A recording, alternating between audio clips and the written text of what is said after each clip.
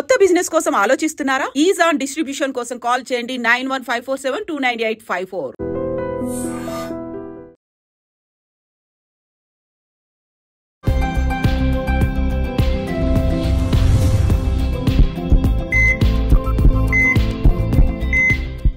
అందరికీ నమస్కారం. మన ఆయుర్వేదం ప్రోగ్రామ్కి అందరికీ స్వాగతం. సో కీళ్ళ నొప్పుల విషయానికి వస్తే చాలామంది పెద్దవాళ్ళల్లో చాలా ఎక్కువగా అనిపిస్తుంటుంది. ఇక వర్షాకాలం చలికాలం అయితే ఇంకా ఎక్కువగా కూడా ఈ బాధ అందరినీ బాధపడుతూ ఉంటుంది, కీళ్ళ నొప్పులు అనేది. సో ఈరోజు మనం ట్రెడిషనల్ హీలర్ ఇంకా హెర్బలిస్ట్ ఆంజనేయ రాజు గారితో ఉన్నాము. కీళ్ళ నొప్పులకి ఒక మంచి పరిష్కారాన్ని అడిగి తెలుసుకుందాం. నమస్కారం సార్. నమస్కారం సార్, కీళ్ళ నొప్పులు అంటే ఈ జాయింట్ పెయిన్స్ కానీ ఇవన్నీ కానీ ఒకప్పుడు పెద్దవాళ్ళలో ఎక్కువగా ఉండేవి. అవునండి. ఇప్పుడు 40 years లో కూడా కీళ్ళ నొప్పులు, ఈవెన్ 80-90 దాటాక 80-90 దాటాక ఇప్పుడు 25 నుంచే కూర్చొని లేవడానికి కూడా ఇబ్బంది పడే సిచ్యువేషన్ లో మన యంగ్ జనరేషన్ ఉన్నారు. సో వాళ్ళందరి కోసం మీరు ఏం చెప్తారు? మోడర్న్ జనరేషన్ అంత మోడర్న్ అయిపోయింది కదా, అందుకు వ్యాధులు కూడా మోడర్న్ గా అయిపోయినాయి అనమాట. ఈ కీళ్ళ నొప్పులు అనేది సాధారణంగా వాత వ్యాధులు అంటారమ్మా. ఆయుర్వేదంలో అయితే ఏమంటారంటే దీన్ని వాత వ్యాధులు అంటారు. వాటిని కీళ్ళ వ్యాధులు అంటే మనం రొమటాయిడ్ ఆర్థరైటిస్ అని కూడా అంటాం. రొమటాయిడ్ ఆర్థరైటిస్ ని ఆయుర్వేదంలో ఏమంటారంటే కీళ్ళవాతం అంటారు. మాకు కీళ్ళవాతం వచ్చిందండి అని చెప్తూ ఉంటారు. ఇప్పటికీ మాకు వచ్చిన ఫోన్లో పల్లెటూరుల నుంచి అయితే వాళ్ళు కీళ్ళవాతం అని చెప్పారంటే ఆర్ఏ ఫ్యాక్టర్ అంటే రొమటాయిడ్ ఆర్థరైటిస్ ఉందని అర్థం అమ్మ. ఇక్కడ మనం ఇవాళ మోడర్న్ సైన్స్ ప్రకారం అయితే ఆర్ఏ ఫ్యాక్టర్ ఈఎస్ఆర్ అని ఉంటుందమ్మా. ఈ రెండు మనం చూసుకోవాలి. ఈ రెండు చూసుకున్నప్పుడు అలాగే ఆటో ఇమ్యూన్ ప్రాబ్లం ఉందా లేదా అని తెలుసుకోవడానికి ఈ రెండు సిగ్నల్స్ కాకుండా కొన్ని యాంటీటీపీఓ యాంటీబాడీస్ అనే టెస్టులు కూడా చేయించుకోవచ్చండి. చేయించుకుంటే వాళ్ళ బాడీలో అనేక రకాల ఆటో ఇమ్యూన్ ఉంటాయమ్మా. అది కీళ్ళవాతానికి సంబంధించిన ఆటో ఇమ్యూన్ ఏమవుతుందనేది తెలుసుకుంటే సిరియాక్టివ్ ప్రోటీన్ అని ఇలాగ కొన్ని రీడింగుల ద్వారా ఏమవుతుందంటే వీళ్ళకి ఏ జబ్బులు ఉన్నాయనేది డాక్టర్లు నిర్ణయించి మెడిసిన్ ఇస్తూ ఉంటారండి.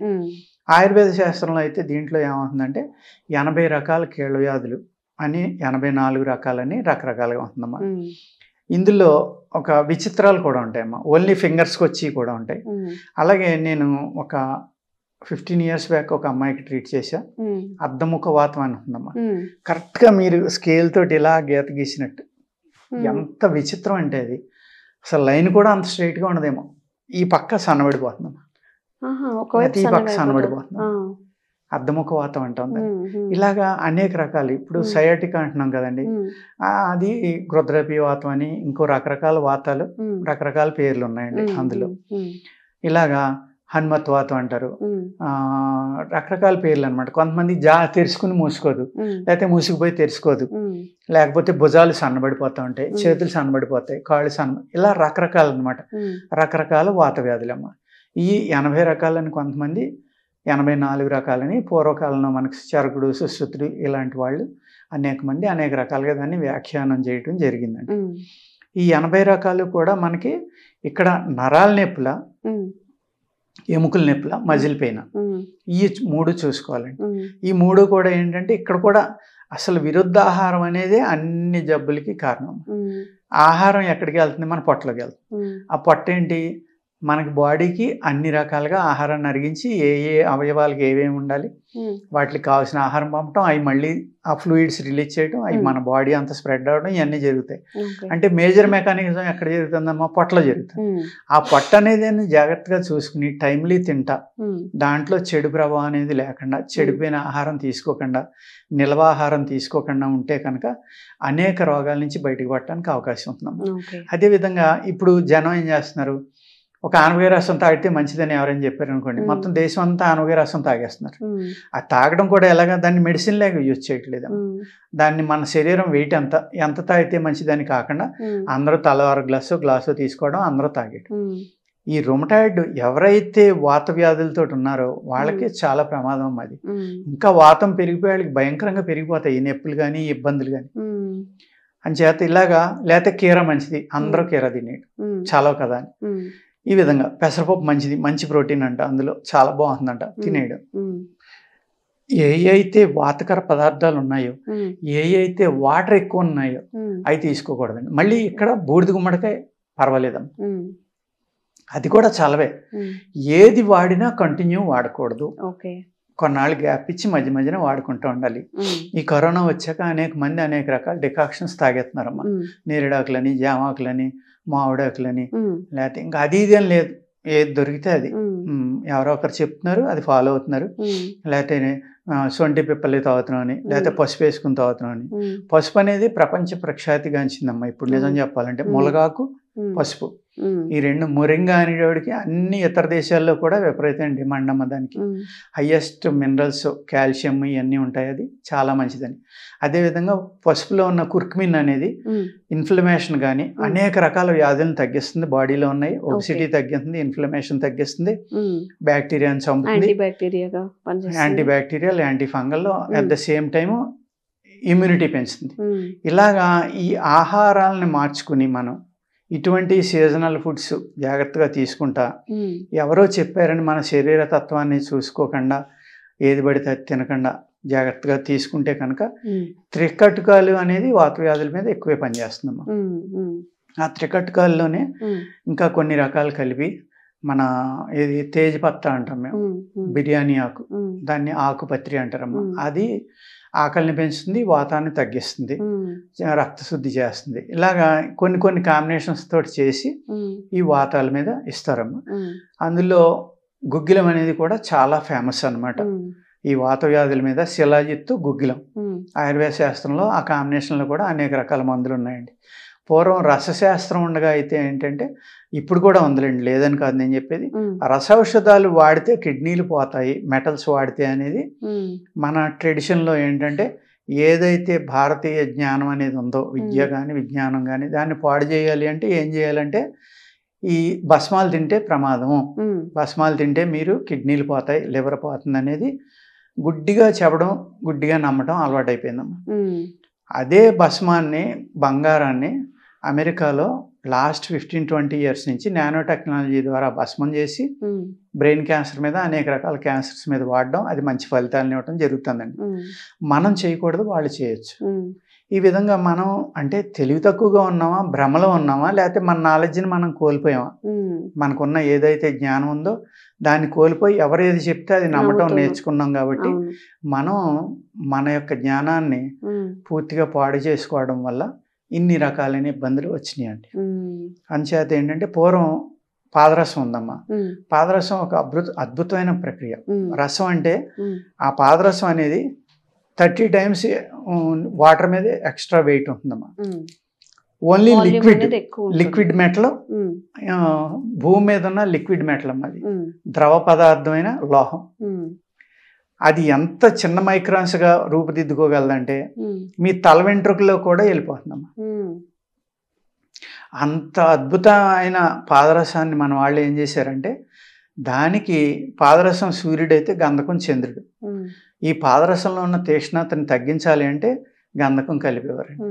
అలాగే ఈ పాదరసం లెడ్ తోటి కలిపి ఉంటుంది కాబట్టి అది తీసుకుంటే చనిపోతారు. కాబట్టి ఆ లెడ్ని కొన్ని మూలికల ద్వారా వేరు చేసి ఈ పాదరసాన్ని 99.9% శుద్ధి చేసి అప్పుడు దాన్ని భస్మంగా చేసి ఇప్పుడు నానో టెక్నాలజీ ద్వారా చేస్తే ఎంత చిన్న పార్టికల్స్ అవుతాయో అంతకంటే చిన్న పార్టికల్స్ని మన వాళ్ళు ఈ ఏ అయితే మూలికలు ఉన్నాయో వాటితోటి కలిపి నూరి దాన్ని పుట్టం వేసమ్మ అంత చిన్న పార్టికల్స్ చేయగలిగారు. మా గురువు గారు రాజమండ్రిలో ఉండేవారు అన్నమా, పొన్నాడు శ్రీరామూర్తి గారిని. పాదరసం అంటే నీళ్ల మీద 30 రెట్లు ఎక్కువ బరువు అని చెప్తున్నా, ఐరన్ కన్నా చాలా ఎక్కువ రెట్లు బరువు. అయినా సరే ఆయన చేసిన భస్మం ఇలా చిటుకుడు నీళ్ల మీద వేస్తే తేలిదమ్మా, ములిగేది కాదు. అంటే ఎంత చిన్న పార్టికల్స్ అయితే అది. అంటే మన కిడ్నీలో నెఫ్రాన్స్ అని ఉంటాయమ్మా. నాకు దాని మీద అంత నాలెడ్జ్ లేదు కానీ 10 లక్షల నెఫ్రాన్స్ ఉంటాయని చెప్తారు. అంటే ఒక ఇంత కిడ్నీలో అన్ని లక్షలు ఉన్నాయంటే ఎంత చిన్నవి ఉంటాయి చూడండి. వాటికి అడ్డం పడితే ఏమవుతుంది, ఈ మెటల్స్ లాంటి కిడ్నీలు పాడవుతాయి. వాళ్ళు చెప్పింది కూడా తప్పు కాదు, కానీ అంత అద్భుతమైన టెక్నాలజీ మన భారతదేశంలో ఆయుర్వేద వైద్యులు చేయగలిగేవారు. పాదరసాన్ని ఒక 16 నుంచి 18 రకాలుగా పూసలు కడతారమ్మా, సాలిఫైడ్ చేస్తారు. ఆ మోడర్న్ సైన్స్లో లెడ్ కలిపితే కానీ సాలిఫైడ్ అవ్వదు అనేది నేను గూగుల్లో చదివా. ఉన్న పాదరసాన్ని ఏమీ కలపకుండా శుద్ధి చేసి మరి ఉన్న లెడ్ని తీసేసి దాన్ని సాలిఫైడ్ చేస్తారమ్మా, దాన్ని భస్మం చేస్తారు, దాన్ని సింధూరం చేస్తారు, అనేక రకాల ప్రక్రియలు. దాంతో పాదరసంలో ఉన్న అద్భుతమైన గుణం ఏంటంటే ఆయుర్వేద ప్రకారం మనం ఏ మూలికనైతే దాంట్లో నూరేమో ఆ మూలికా రసం భావనలు అంటారు. ఒకే మూలికని ఒక వారం రోజులు ఆ పాదరసంలో వేసి నూరదా అని ఉంటాం. ఆ మూలికలో ఉన్న మెడిసినల్ ప్రాపర్టీస్ అన్నీ అది తీసేసుకుంటుంది. దాన్ని భస్మం చేస్తాం. చేసినప్పుడు ఆ మైన్యూట్ పార్టికల్స్ కింద అవుతుంది. ఈ మూలికల యొక్క శక్తిని అది తీసుకుని ఆ పార్టికల్స్ శరీరానికి అందిస్తాయి. అది కూడా అది చేరలేని ప్రదేశం అంటూ మీ శరీరంలో ఏది మిగలదు కాబట్టి దాన్ని ఒక క్యారియర్గా, ఒక అద్భుతమైన మెడిసిన్గా మన పూర్వీకులు వాడడం జరిగిందండి. వీళ్ళు అనేక రకాల మెటల్స్ని, అనేక రకాల స్టోన్స్ని వజ్రభస్మం అంటారు, పగడ భస్మం అంటారు, అన్నిని ప్రవాళ భస్మం అంటారు, లోహ భస్మం అంటారు, అయస్కాంత భస్మం అంటారు. అసలు వీళ్ళు భస్మం చేయిందంటూ ఈ భూమి మీద ఏది లేదు. మెటల్స్, స్టోన్స్ కూడా చేసి వాటిని అనేక రకాల మూలికలతోటి కలిపి ఇవ్వడం వల్ల మన శరీరంలో ఏ ఏ భస్మాలు అయితే మనం అంటున్నామో అవన్నీ కూడా న్యాచురల్గానే మన శరీరంలో ఉంటాయమ్మా. యోగశాస్త్ర ప్రకారం అయితే సూక్ష్మ బ్రహ్మాండం అంటాం మన శరీరాన్ని. అంటే ఈ సృష్టిలో ఏదైతే ఉందో ఆ సృష్టిలో ఉన్న అన్నీ కూడా మన శరీరంలో ఉంటాయి అని అర్థం. అక్కడ మన బాడీలో లేని ఇక్కడ బయట ఉండవు, బయట లేని మన బాడీలో ఉండవు. అందుకే సూక్ష్మ బ్రహ్మాండం అన్నారు. దీనికి ఒక కథ కూడా చెప్పారమ్మా.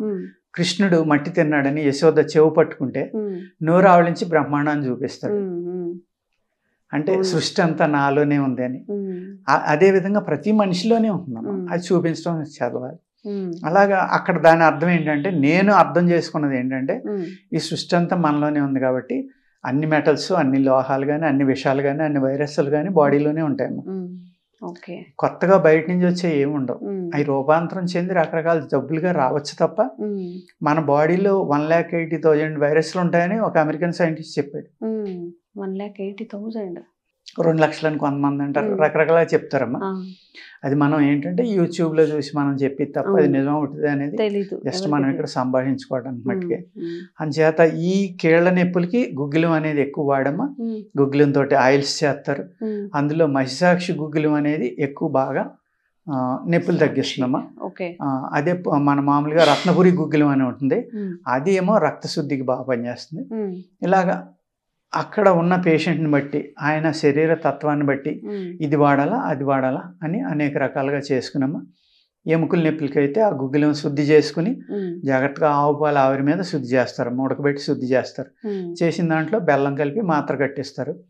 లేకపోతే ఇప్పుడు మైసాక్షి గుగ్గిలం ఉందనుకోండి, అది ఆయిల్లో కలిపి మిక్సీ చేసుకుని బాగా నూరుకుంటే కొన్ని రోజుల పాటు ఈ గుగ్గిలంలో ఉన్న శక్తి అంతా తీసుకుంటుంది. ఆయిల్ రాసుకుంటే మీకు నొప్పులు చాలా చక్కగా తగ్గుతాయి.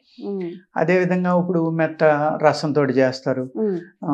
లేకపోతే అనేక రకాల మూలికలమ్మా ఈ నొప్పులు తగ్గించడానికి ఏమున్నాయి, ఆ మూలికల యొక్క రసాలతోటి, ఆ మూలికల యొక్క విత్తనాలతోటి కానీ, ఆకుతోటి కానీ, తొక్కతోటి అంటే బార్క్ అంటాం కదమ్మా, తాట అంటాం, ఆ తాటతోటి కానీ అనేక రకాల కాంబినేషన్స్ తోటి ఈ వాత వ్యాధులు తగ్గించడానికి చాలా రకాలైన ఉన్నాయమ్మా ఫార్ములాస్. అంటే 80 రకాల వాత వ్యాధులు ఉన్నాయని మీకు మన పూర్వీకులు చెప్పగలిగినప్పుడు ఒక్కొక్క దానికి 5 తయారు చేసిన 400 రకాల మందులు ఉంటాయమ్మా వాత వ్యాధులు తగ్గించడానికి. ఇందులోనే ఈ వాత వ్యాధుల్లోయే రొమటాయిడ్ ఆర్థరైటిస్, ఆస్టియోపోరోసిస్, ఇవన్నీ కూడా మళ్ళీ ఆటో ఇమ్యూన్లోకి వస్తాయి.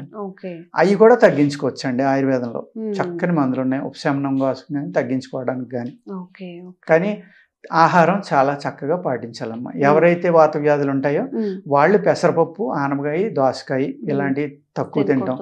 అలాగే చింతపండు, కొత్తగా వచ్చిన చింతపండు, చింతకాయలు, గుమ్మడికాయ, వంకాయ, గోంగూర ఇలాంటివి తినకపోవటం, ఇలాగ కొన్ని జాగ్రత్తలు తీసుకుంటే న్యాచురల్గానే కొంత ఉపశమనం వస్తుందండి. వాటికి సపోర్ట్గా ఈ మెడిసిన్స్ కనుక తీసుకుంటే చక్కగా 90% పైన ఫలితాలు వచ్చి ఉపశమనం రావడానికి చక్కని అవకాశం ఉందండి. ఓకే. సో కీళ్ళ నొప్పులతో బాధపడే వాళ్ళు ఎవరైనా సరే సార్ చెప్పిన ఈ ప్రికాషన్స్ అనేవి పాటించండి. Food habits and lifestyle చేంజెస్తో కూడా మనం వాటన్నింటిని కూడా దూరం చేసుకోవచ్చు అని చెప్తున్నారు. మరి ఇంకొన్ని వీడియోస్ మీకు అవేర్నెస్ కల్పించేలాగా చేస్తూనే ఉంటాము. Thank you sir. నమస్కారం. Sir, one life lesson what medicine has taught you. Whatever you can do without expecting. But I really believe మన పాజిటివ్ యాటిట్యూడ్ ఉంటేనే మనం ఏదైనా సాధించగలం. గట్ ని మనం కరెక్ట్ గా డీల్ చేసినట్లయితే అది మనకి పాజిటివ్ హార్మోన్స్ ని రిలీజ్ చేస్తుంది. షుగర్ వచ్చిన వాళ్ళ పరిస్థితి ఏంటి? పొట్ట దగ్గర పెరిగితే దాన్ని ఆండ్రాయిడ్ అంటారు, ఆండ్రాయిడ్ ఫోన్ కదా. అసలు థాట్స్ ఎందుకు వస్తాయి? బ్రెయిన్ డెడ్ అంటే దానికి ప్రపంచం అంతా కూడా కొన్ని నిర్దిష్టమైనటువంటి లక్షణాలు. మానసికంగా ధైర్యంగా ఉంటే క్యాన్సర్ జయించవచ్చు. You are a doctor for a cause sir, అంతే. వాళ్ళకి వచ్చిన ఆదాయం కాకుండా ఫ్రీ సర్వీస్ ఎంతమందికో చేస్తారు.